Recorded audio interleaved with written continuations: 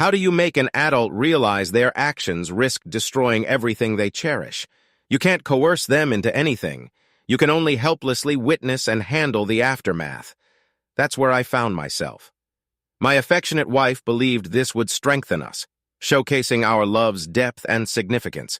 I perceived it as a testament to her weak affection, highlighting her selfishness and indulgence. I'm just an average man, leading an ordinary life. I'm not a resilient, tender, romantic hero. Like anyone else, I have flaws. I often focus too much on myself, work excessively, and occasionally express unwarranted anger. It's not intentional. It just happens. I'm only human. Such as life, work, and events often disrupt the flow. Amanda and I have been married for 19 years, enjoying closeness moments 2 or 3 times a week. It was always pleasurable, and we shared the enthusiasm for more when time allowed. Hobbies like football, good books, or TV shows, along with parental responsibilities, sometimes diverted our attention. Yet we made time when necessary, or when desire struck. Our marriage sailed smoothly, our finances improved, and our daughters Olivia and Audra, aged 16 and 14, added joy to our lives. While I may have considered myself ordinary, they were something extraordinary. Life was flourishing until my wife entertained unconventional ideas. She labeled our bed life as plain vanilla and insisted on spicing things up. Despite my satisfaction, I agreed to play along. Initially, it involved experimenting with different positions, which I found enjoyable due to my athleticism and good shape. However, the novelty wore off after a few times. Then came the phase of role-playing, a concept I couldn't fathom its origin. Girlfriends, women's magazines, or some misguided TV show, perhaps. It was fun for about 3 times, but eventually it seemed impractical. Being on a hot woman while trying to maintain a Leonardo DiCaprio character, or remember she was Scarlett Johansson, became challenging. I refused to continue, and suddenly she expressed displeasure. She inquired about the last time I went on a date. I replied that just the past Friday, I took her to that Italian place she wanted to try. We went to the movies, and her mom looked after the girls overnight, as she reminded me. Clarifying that she didn't mean with her, she asked how long it had been since I went out with someone else. I questioned if she was accusing me of something. She quickly assured me that she wasn't, and wondered if I remembered the name of the last girl I went out with besides her. Confirming that I did, I mentioned her name was Donna, about 2 weeks after I met her. We had a big argument about that date. When she asked if I ever missed it, I laughed and said, God, no. I recalled how awful the whole dating thing was, not the date itself, which was pretty good. Coming up the nerve to ask a girl out, worrying about being shot down, awkward first conversations, it was traumatic as hell, more like absolutely terrifying. She then asked what brought this on. I explained that I was just wondering if she ever felt like she'd like to go out on a date with someone else. She assured me that she had never felt like that. She recalled being extremely upset when I went out with Donna, reminding me that she told me she wanted us to be exclusive. I agreed, mentioning that I wanted the same. I added that if I felt differently, I wouldn't have asked her to marry me. Being married, I explained, means you don't go on dates with people other than your spouse. She dropped the subject, and I didn't hear any more about it for a month. It was a Friday night, and we had just finished making love without any role-playing or gimmicks. It was just us, a man and his wife, enjoying each other. I came twice, and she must have climaxed 6 times. We lay there in post-pleasure bliss. Then she brought up something that disrupted the mood. Amanda mentioned how Sebra was looking at me tonight and suggested that she wanted me to ask her to dance. Sebra is a friend from Amanda's workplace. I assured Amanda that it was flattering, but emphasized that I only wanted to dance with her. She shared that she told Sebra that she wouldn't be jealous if I asked her. In response, I said that it was nice of her, but made it clear that I had no intention of asking Sebra to dance. Amanda then asked if she would be jealous if I danced with another man. I attempted to lighten the mood by joking that her brother would be okay, but she didn't find it amusing. She clarified that she had never cared if I danced with guys who asked nicely and kept their hands where they belong. She inquired if there was someone at the event I wanted to dance with. I replied that I didn't remember anyone asking me, and she accepted my response, stating that she was just wondering. I had no clue where this was headed, but I wasn't comfortable with it. Doubting my ability to sleep, I got up and went to the den, engrossed in a video game. She appeared at the door, observing me for a moment, but I didn't meet her gaze. She returned to bed and I joined her once she was asleep. Amanda remained quiet for 2 months, until Angela's promotion party at the White Rhino, with a great band. We all sat in a big circular booth, and Amanda was talking to Sebra Corwin. Amanda mentioned that Sebra wanted to dance and asked if I could be a gentleman and dance with her. Recalling a conversation from 2 months ago, I found myself in an awkward position. While valuing Sebra's friendship and not wanting to hurt her feelings, I wasn't keen on dancing with her. The prospect of her lush body against mine raised concerns, but I wasn't sure how to gracefully decline. Although I enjoyed dancing, I wasn't confident in my abilities, especially compared to Sebra, who moved gracefully like a big cat. Feeling there was no good way out, I stood up and mentioned that I thought they were playing our song. Sebra joined me, her brown thighs visible below the short blue dress. As the song ended, the band started a slow number, and I wondered why now. I could fit against me seamlessly, and I could feel her bust against my chest. With her black curls nearly covering my face, she smelled nice, and when she looked up at me, her big brown eyes were like liquid pools, and her teeth flashed white against her dusky complexion. She wasn't a dark black girl, more like a coffee with cream color. After the dance, Sebra expressed gratitude, mentioning that Amanda said I wouldn't mind dancing with her. I complimented her dancing skills, but admitted that I did mind, explaining that while I liked her a lot and considered her the sweetest girl I knew, dancing with her was not a good idea for me. She giggled and assured me that I was safe with her, expressing love and acknowledging that if I weren't married, she'd be all over me. However, she emphasized the importance of friendship and suggested we just enjoy that one dance. I squeezed her a little, and we finished the song. When we got back to the booth, Amanda wasn't there. I looked around and spotted her black and white dress. She was on the floor with some young Nordic-looking guy, laughing up into his face, and his hands were lower than they should have been.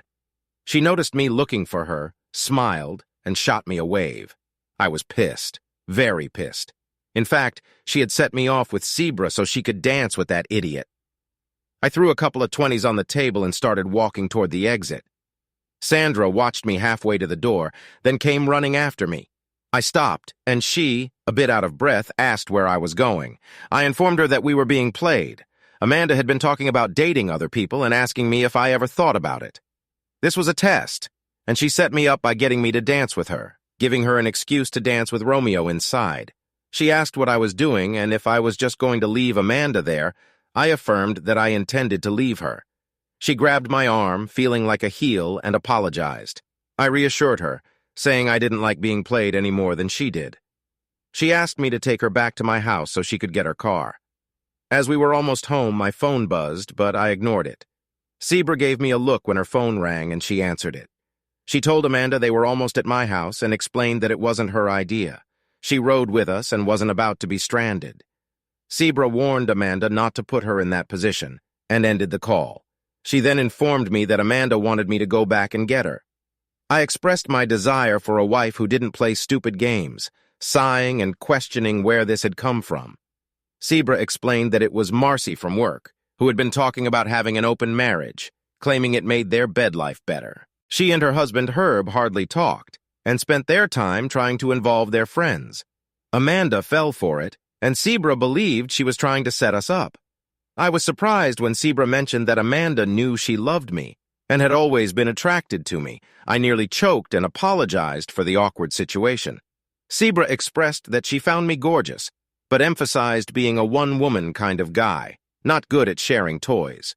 She reassured me, questioning why she should be sorry, as she had nothing to do with Amanda's actions.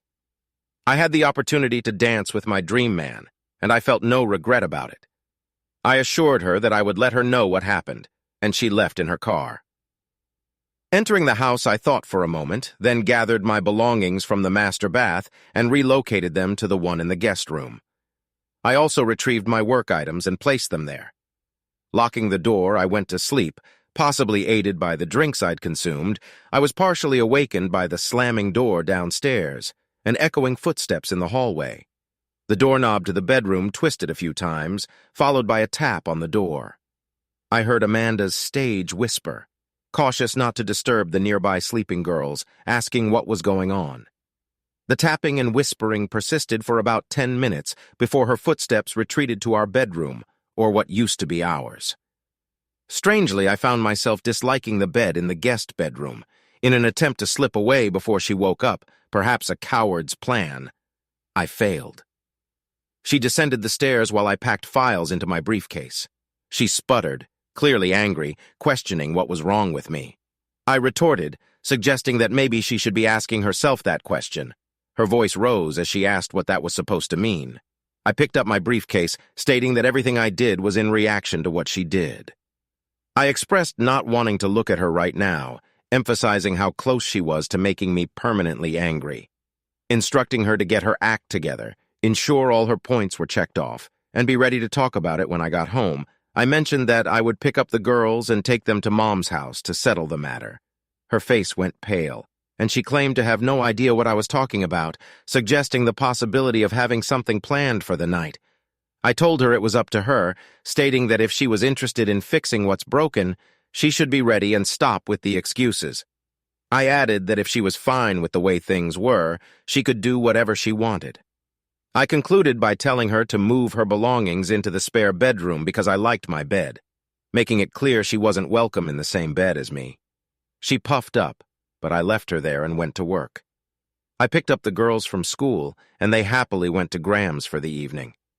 I informed Mom that Amanda and I were having some problems and needed some time to ourselves. She hugged me and expressed her love.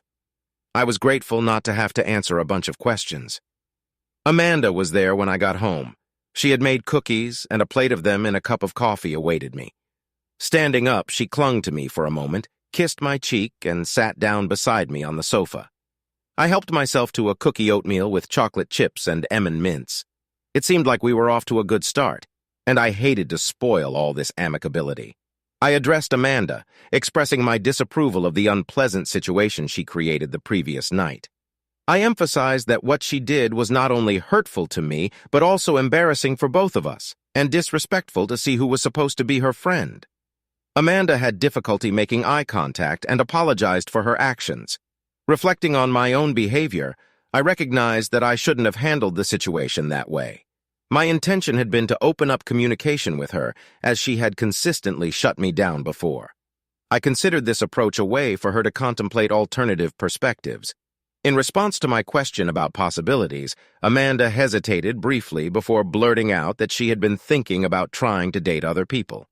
Responding to her revelation, I told her there were several problems with that idea, the first being that both of us happened to be married. She argued that other married people do it, citing open marriages as a way to strengthen love. Skeptical, I questioned her sources, asking for a name.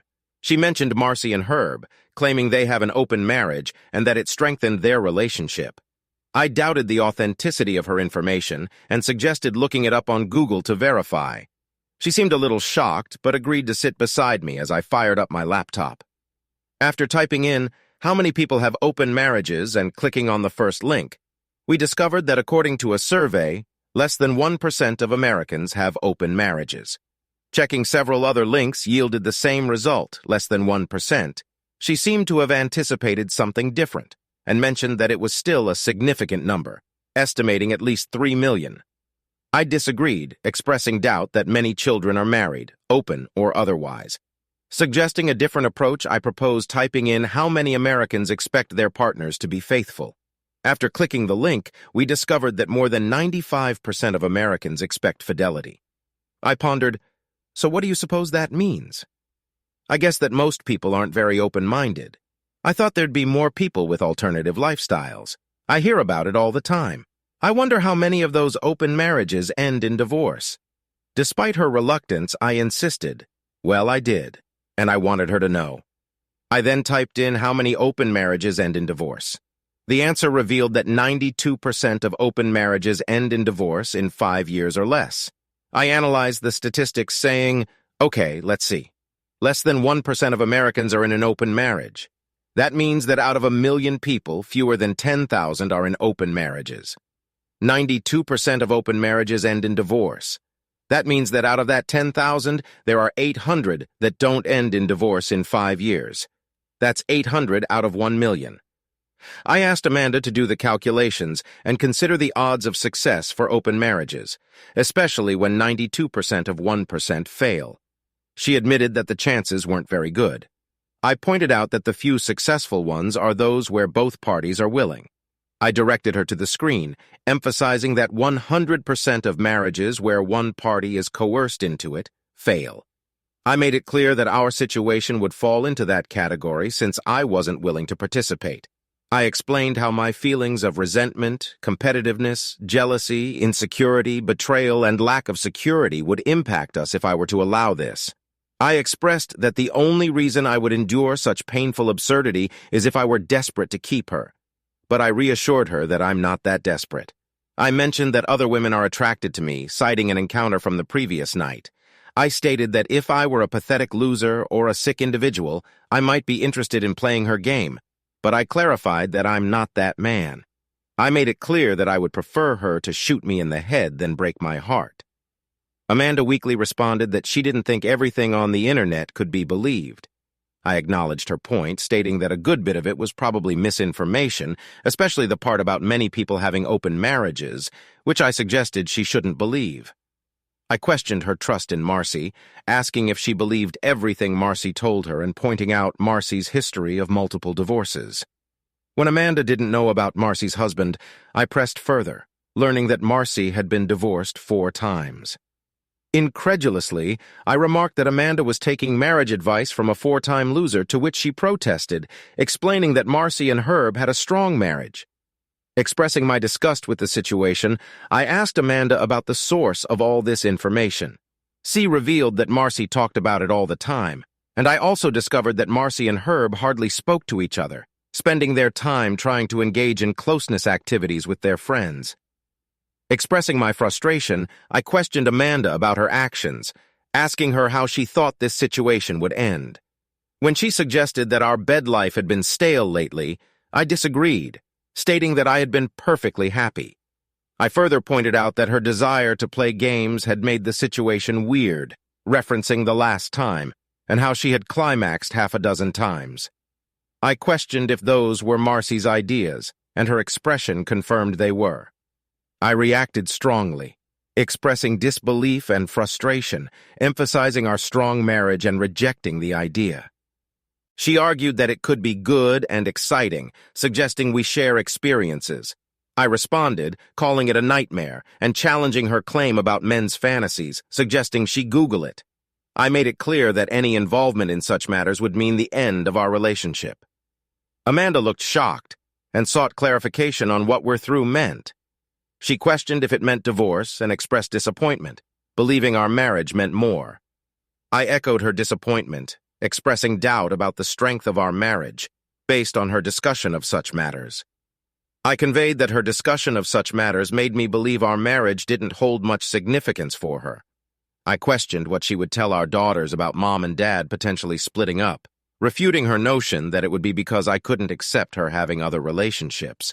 I asserted that the truth would be that their mother didn't love their father enough to keep her marriage vows and ensure a loving home for them. I accused her of prioritizing her desires over the well-being of our family. As our anger escalated, she asserted her determination for this to happen, stating it was inevitable. I responded, refusing to accept it and warning of the consequences. I asserted that she was mistaken and emphasized that our marriage wouldn't survive her involvement with someone else, stating that I'd consult a lawyer the moment she went through with it. I presented her with options: forget everything for a quick divorce, or schedule therapy sessions to understand her irrational behavior. I expressed my skepticism about the success of counseling, labeling her actions as a major mistake that would make everyone miserable. I attributed her misguided ideas to Marcy's influence and warned that positive outcomes were unlikely. I made it clear that I wouldn't sit idly by, emphasizing the potential suffering for everyone involved. I questioned her about her plans and challenged her actions. She taunted me, insisting on her freedom, and claimed I couldn't stop her. She argued I wouldn't divorce her out of fear of losing too much and threatened to take the girls in the house, leaving me with alimony and child support. In response to her taunts, I urged her to think about the situation and not do anything foolish. Despite her claims of love, I resisted her proposal, emphasizing the potential excitement she suggested would only lead to risks and downsides. I stood firm, expressing the gravity of the situation and rejecting her plea to give it a try. She stood up, approached my chair, and tried to embrace and kiss me. I pushed her hands away, stood up, and said, "Don't touch me.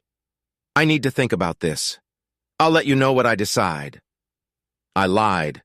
I didn't need time to contemplate. I needed to organize my strategy. She was probably correct about the complexities of divorcing her. The whole system is messed up. I needed to make some moves. I left her, went to the master bedroom, and locked the door. After spending 30 minutes on the computer and 10 on the phone, I had a financial plan. The problem was the girls. Under Georgia law, where we lived in Atlanta, children over 14 get to choose their custodial parent. I was confident about Audra, my daddy's princess. Olivia loved me, but she also held her mother in high regard. I doubted Audra would go with Amanda, and I hope Olivia wouldn't want to be separated from her sister. I was betting that if I could make them aware of Amanda's plans and how she intended to use them as leverage for this open marriage, they would want nothing to do with her. It was cynical, and I hated every thought I was having, but I wasn't the one changing the rules.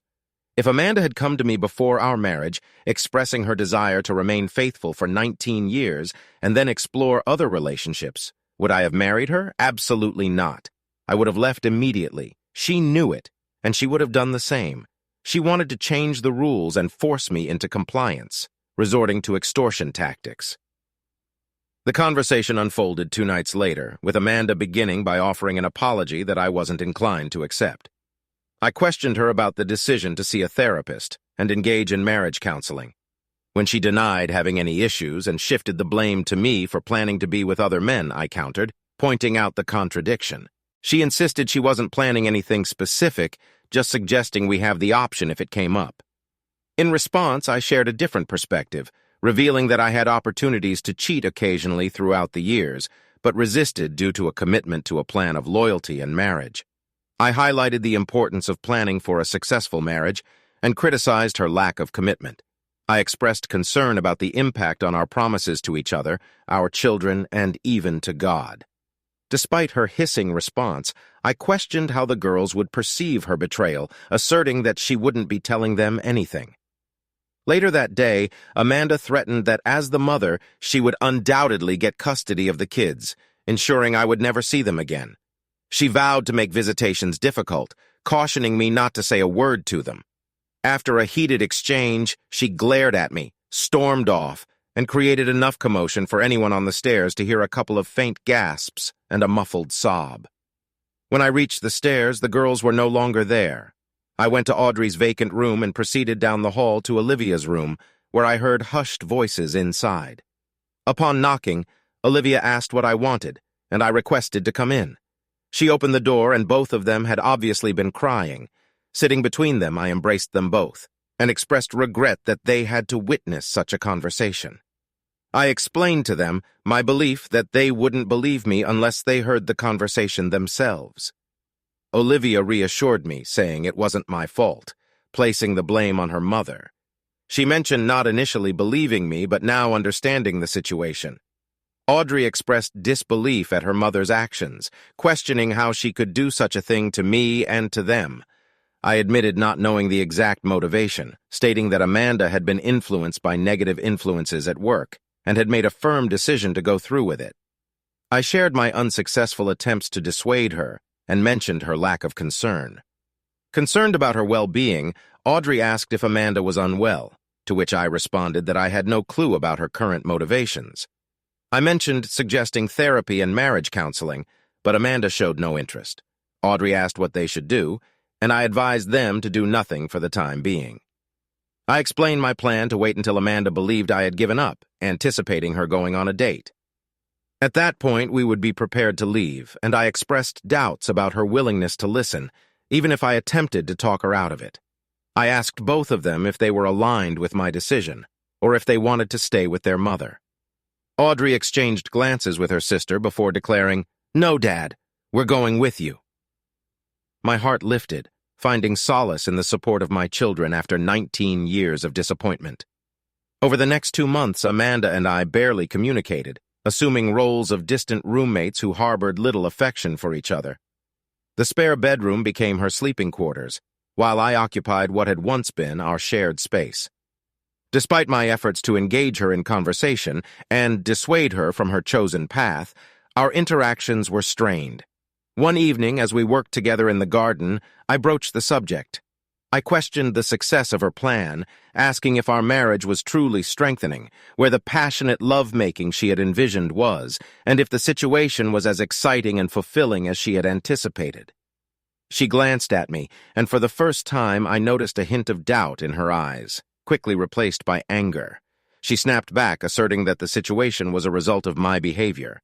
I expressed my disapproval of my wife planning to engage with others, emphasizing that it wasn't a scenario I welcomed. In response, she insisted that I was the one at fault.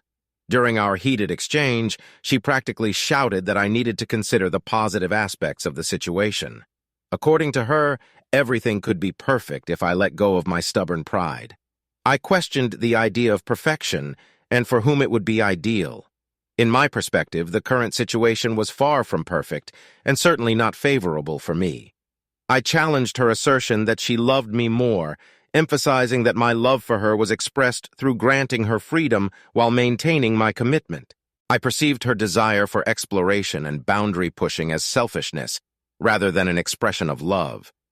I made it clear that my love for her was reflected in my decision not to engage in relationships with others, and if she truly loved me, she would do the same. I questioned Amanda about when she stopped loving me, to which she tearfully denied and claimed her love for me had grown stronger. I challenged her notion of love, suggesting that her actions felt like driving a stake into my heart. In response, she became furious, announcing her plan to go to a club with a colleague, Bill White, on Friday night. She insisted that I join them, promising it would be an exciting experience. Reluctantly, I agreed, stating that since she was going to do it anyway, I might as well go along. As she rushed across the garden, she embraced me tightly, expressing gratitude for my willingness to participate. Despite her assurances, I was already filled with regret, finding the situation unbearable. Contemplating seeking support from C, I decided to give her a call. It became evident that C was furious upon learning about the plan. She expressed her anger, stating that she had no idea she was being set up to be with me when Mandy invited her to go clubbing with Bill White. Upon hearing the slang number, she vowed to confront Mandy. When I requested her help and trust, assuring her that I needed her assistance in this critical moment, as I was planning to leave Mandy, C initially expressed her distrust. After calming her down, I explained my plan to pretend to be okay with the situation and asked her to play along by going home with me. She hesitated for a moment before asking what I had in mind. She laughed and questioned the sincerity of my plan, expressing doubt that it might be a devious plot to get her into my house. Amused, I admitted that it indeed was such a plan, and clarified that I needed her assistance in moving the girls to my new place while I retrieved our belongings from the house. Surprisingly, she found the vengeful aspect of the plan appealing and agreed to participate. Throughout the week leading up to Friday, Amanda engaged in closeness moments as if there were no tomorrow. On Friday, I emphasized once more before heading to work whether she was absolutely certain about the decision and suggested she could still call off the plan. I reminded her of the enjoyable week we had spent together. However, she remained resolute, assuring me that we could discuss it afterward if needed.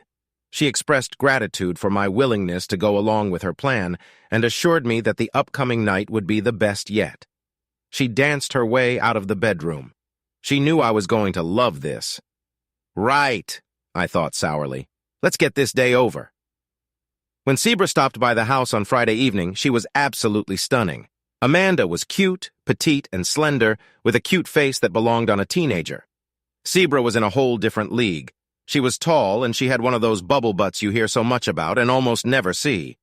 Amanda was a bit flat back there. Zebra wore a short, tight red sheath dress adorned with sequins, looking stunning. I was dressed in a sport coat, black pants, and a ribbed t-shirt under the coat. As she entered, she playfully commented on my attire, suggesting that I was attempting to seduce her. I clarified that it was strictly business that evening, reserving any such intentions for another time. She expressed regret at the missed opportunity, mentioning that she was wearing a thong, believing it would be to my liking. Playfully, I asked her to show me.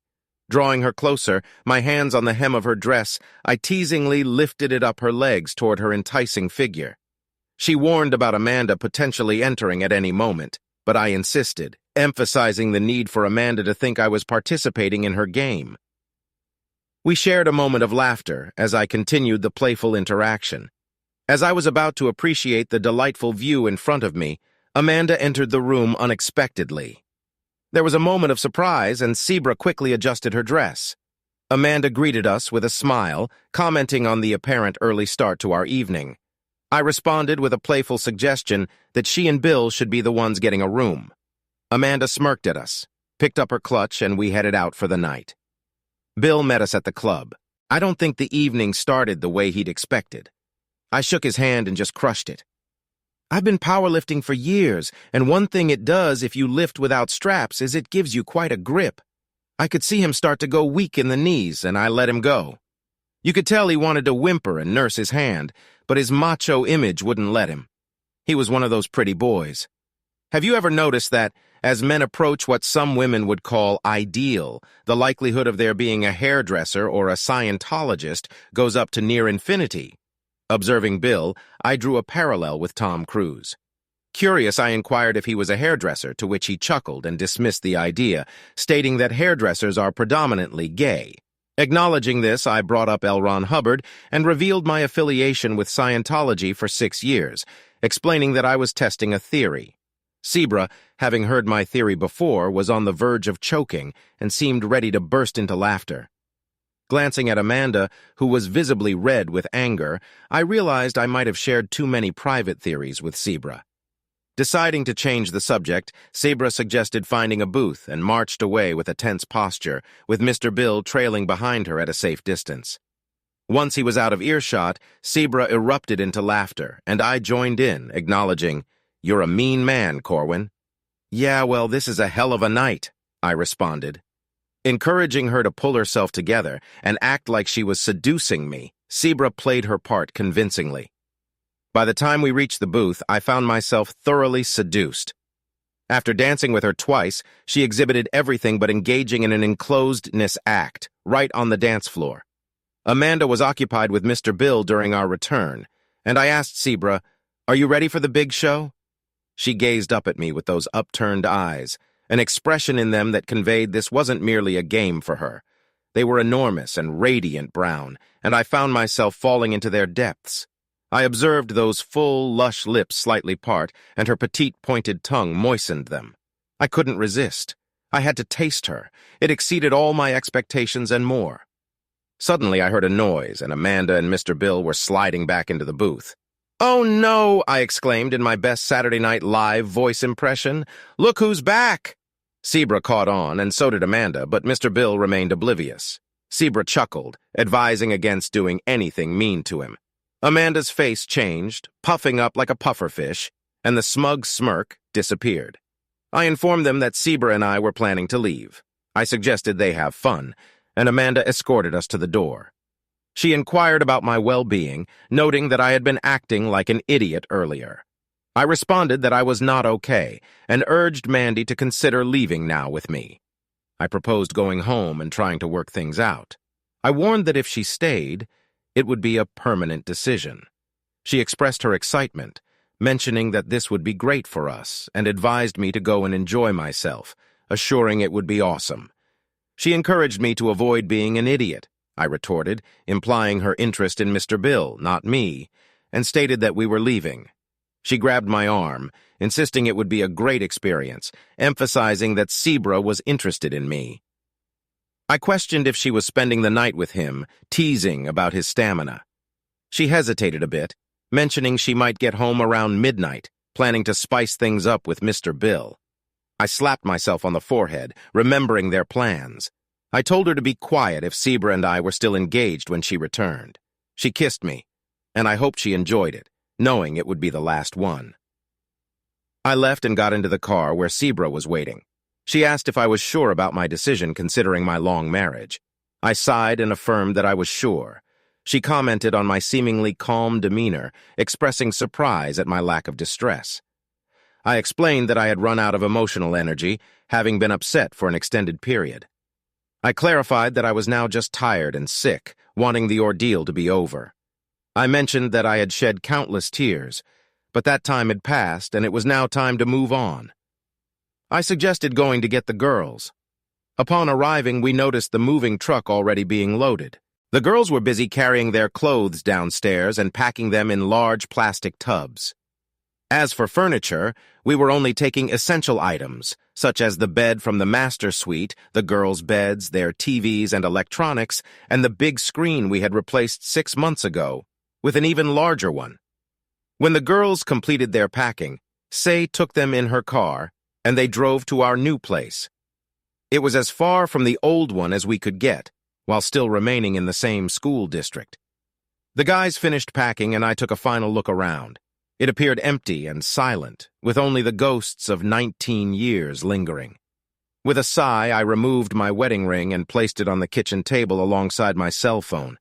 The girls' phones were already there, signaling it was time to leave. A sense of melancholy surrounded me. I was departing with a whimper, a few petty jabs at Amanda and Mr. Bill, and I was walking away from 19 years that had been pretty damn good. Oh well, stuff happens. I locked up, loaded my tools from the garage into the back of my truck, and departed. The girls were quite excited about the new place, especially with its backyard pool. They couldn't wait to try it out the next day. "Do you like that baby?" I asked Audra. "She yeeted," she said. I had no idea what eat meant, but it sounded positive. Zebra was present, still looking amazing. However, even if she had been Jennifer Lawrence in the flesh, I was just tired. Not that I'd prefer Jennifer Lawrence to Zebra, but you know what I mean?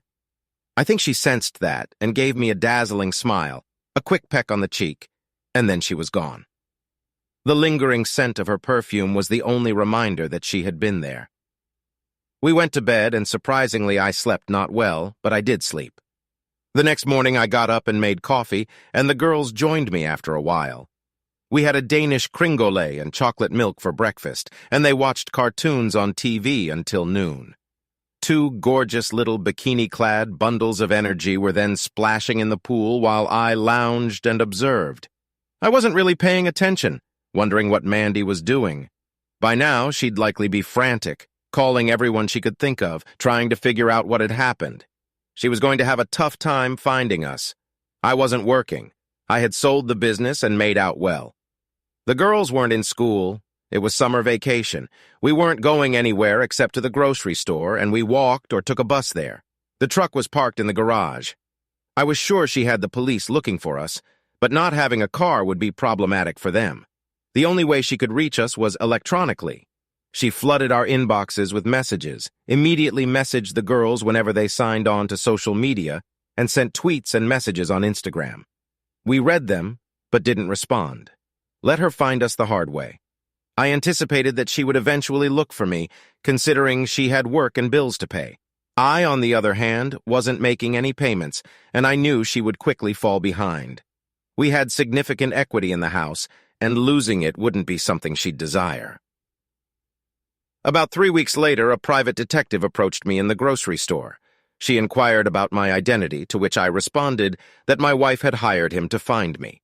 He declared his intention to inform her of my whereabouts and suggested I give her a call. Threateningly, he warned of charging me with stalking if he saw me around. Dismissing him, I told him to smack it, expressing no intention of reaching out to her. It turned out I didn't have to. The police showed up, and Mandy had fed them a line that I had kidnapped the girls. They requested me to go down to the station and sort it out. When I declined, they arrested me and took me downtown. The girls went in another car, and upon reaching the station, Amanda was there. She attempted to hug the girls, but they rejected her. They pushed her away, and a woman came to get them, along with Amanda. They went into one room, and I into another. The cops began questioning me aggressively. I provided my identification, noting that they already had my driver's license. The only words I uttered were a declaration of my intention to remain silent and my request to speak to an attorney. This statement silenced them, and I overheard one of them mentioning that I was lawyering up. They handed me a phone and I called John Trimble, who arrived in 45 minutes as we had planned. It took approximately 3 hours to resolve everything. During the process, the girls affirmed that they were with me willingly and denied any kidnapping. They refused to speak to their mother. John took over from there, pointing out the absence of a court order on custody. He emphasized that under Georgia law, both parents were considered equal candidates for custody and highlighted that children over 14 could choose the parent with whom they wanted to live. Ultimately, they had no choice but to let us go. Sebra walked out with us, and Amanda trailed behind, pleading with the girls to talk to her. She got in Sebra's car and drove away, leaving us alone in the parking lot. Amanda was crying buckets, appearing like a mess. She turned those forlorn eyes toward me and fell to her knees. I reminded her that I had previously begged her not to mess around with Mr. Bill, stating that she hadn't listened, so why should I? She continued pleading, asking me not to treat her this way and expressing sorrow. I agreed to talk, asking her where she wanted to go. She pleaded to go home, not wanting anyone to see her like this. I suggested going to my home, as I had no interest in going to hers, and didn't know who she had been involved with there. She gave a little wail of dismay, but nodded her head, agreeing to go to my home. She said, "Okay, Corwin, whatever you want, but it's your home too." I didn't argue with her. She suggested that I ride with her, but I declined, opting to call a cab instead. She followed me home. Sending the girls were with Sebra and spending the night. I welcomed Amanda in and got her a cup of coffee. We sat at the bar, and an uncomfortable silence lingered. Silence hadn't been uncomfortable between us since our third date, but it sure was now. After a while, she asked what I wanted, and I countered by asking if I had mentioned wanting anything. She clarified, asking what she needed to do to get me to come home and see the girls. I responded that I had no control over her seeing the girls. It was their choice.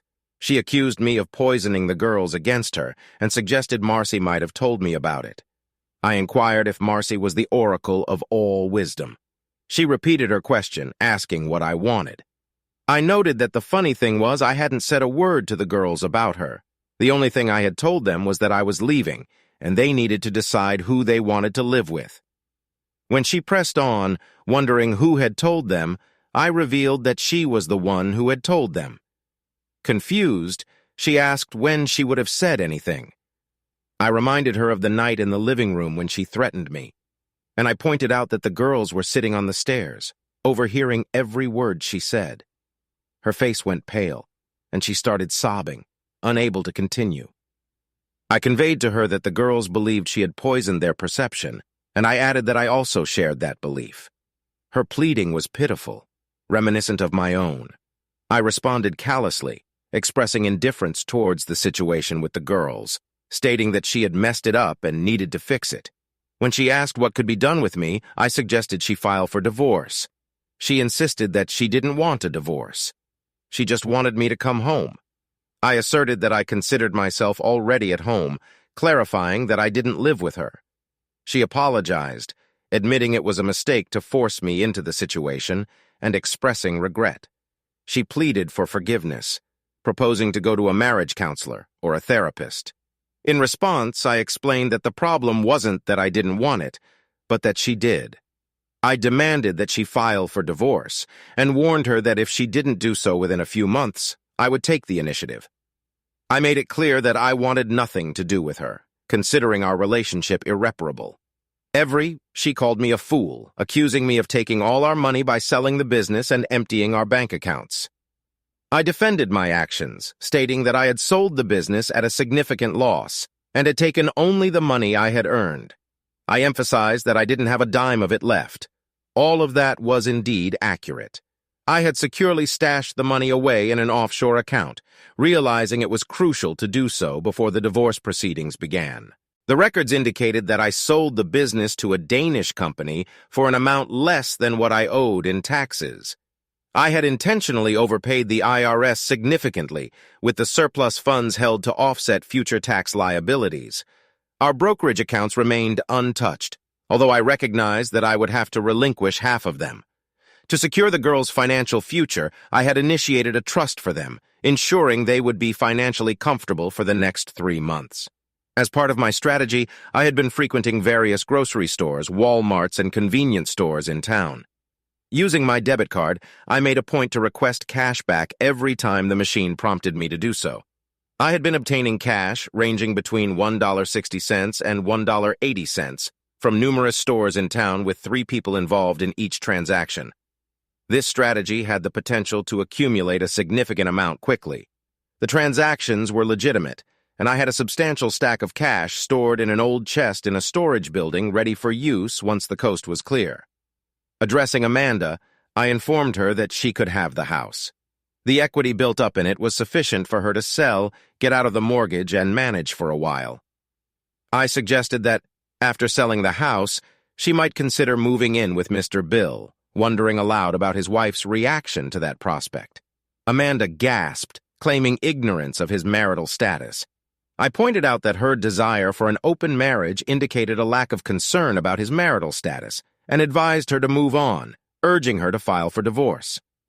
Standing up and heading towards the door, I was followed by Amanda, who was visibly upset, wringing her hands and crying. She stopped at the door, looked up at me, and requested that I tell the girls that she loved them and apologized. I agreed to convey the message and asserted that I wasn't giving up.